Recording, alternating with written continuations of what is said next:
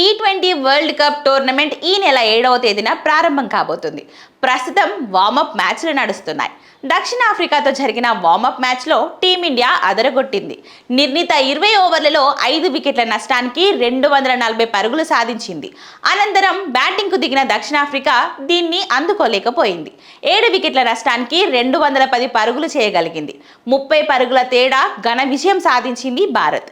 ఇక T20 world కప్లో భాగంగా ఈ నెల 15వ తేదీన భారత్ను ఢీకొనాల్సి ఉంది పాకిస్తాన్. ఈ మ్యాచ్ను బహిష్కరించాలని పాకిస్తాన్ నిర్ణయం తీసుకుంది. దీనిపై ఇప్పటి వరకు కొంత ఊగిసలాట కనిపించింది. ఈ నిర్ణయం నుంచి పాకిస్తాన్ వెనక్కి తగ్గుతుందనే అభిప్రాయాలు కూడా వ్యక్తమయ్యాయి. ఇప్పుడు వీటన్నిటికీ తెరదించింది పాకిస్తాన్. లీగ్ దశలో భారత్తో జరగాల్సిన మ్యాచ్లన్నిటినీ కూడా బైకాట్ చేసినట్టు వెల్లడించింది. ఈ విషయాన్ని పాకిస్తాన్ ప్రధానమంత్రి షెహబాజ్ షరీఫ్ స్వయంగా ప్రకటించారు. ఈ ఎపిసోడ్ మొత్తం పైన ఆయన స్పందించడం ఇదే తొలిసారి.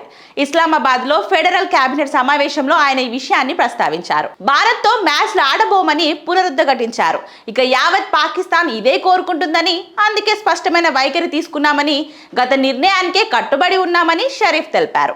ఇక భారత్తో జరిగే మ్యాచ్ను చాలా జాగ్రత్తగా అంచనా వేసిన తర్వాతే బహిష్కరించాలని నిర్ణయించుకున్నామని షెహబాజ్ షరీఫ్ స్పష్టం చేశారు. క్రీడల్లో రాజకీయాలు ఉండకూడదని అభిప్రాయపడ్డారు. ఈ నిర్ణయం సరైందనని అభివర్ణించారు. ఇక అన్ని కోణాల్లో చాలా జాగ్రత్తగా ఆలోచించిన తర్వాతే భారత్తో మ్యాచ్లను బహిష్కరిస్తున్నామని పేర్కొన్నారు. టీ20 ప్రపంచ కప్లో మేము భారత్తో ఆడబోమని, బంగ్లాదేశ్కు మద్దతుగా నిలుస్తామని వ్యాఖ్యానించారు.